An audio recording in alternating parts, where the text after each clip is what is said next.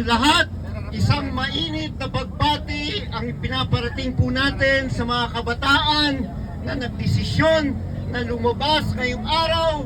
Bagamat marami pong nagsasabi, papasukan raw ang ating hanay ng mga iba't ibang mga kulay. Kaya alam po natin, ang laban po sa corruption ay walang kulay.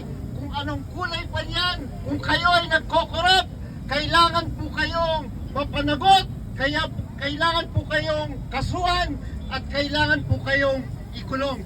Tama po po yan? Tama! So para sa ating lahat, ang mga kilos protesta na darating sa mga susunod na araw, ang habol po natin ay para mapanagot ang ating mga nakaupong mga kongresista at mga senador. Maliwanag po na ang nangyayaring hearing sa ating Senado at Kongreso ay may tinatakpan. Di ba? Kaya importante tayo po ay patuloy na nanonood. Tayo po ay nakikimasid dahil importante po tayo ay magtanong, mapapasa atin ba ang tunay na hustisya kung tuloy po ang hindi tunay na paniningil sa mga katiwaliang nangyayari sa ating gobyerno. Importante po, kagaya ng sinabi ni Kiko D, yung independent commission ay dapat meron rin pong galing sa taong bayan. Importante merong kinatawan ang civil society dahil ito lang po ang magbibigay ng kulay at pangtapang kung tama po ang ginagawa rin po ng Independent Commission. Nakita nga po natin, mukhang walang ngipin ang Independent Commission.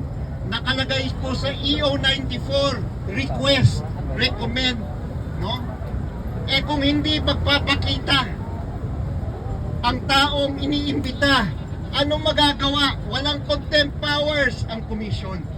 So paano magkakaroon ng tunay na pananagutan kung hindi po buo ang kapangyarihan ng Independent Commission para mapanagot hindi lamang yung sinasabi ni Diskaya na 22 hanggang 25 dahil mismo galing kay Diskaya nung tinanong ni Bato de la Rosa, kailan ba nagsimula ang flood control projects ninyo? Somewhere 2016 po. Be specific, sabi ni Bato. Ang sagot ni Diskaya, 2016. Eh bakit hindi tinanong ng mga senador nung naglabas ng affidavit si Diskaya, anong nangyari sa 2016 hanggang 2022? Kaya maliwanag po, meron pong tinatakpan. At maliwanag kailangan ang magiging susi, no?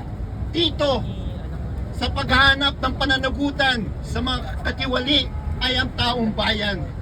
Kaya sa mga susunod na araw, lalong-lalo na sa September 21, lahat po tayo sumama sa iba't ibang pagkilos para ipakita ng taong bayan na hindi na dapat maging kagaya ni Napoles na alam natin barya lang ang ninakaw.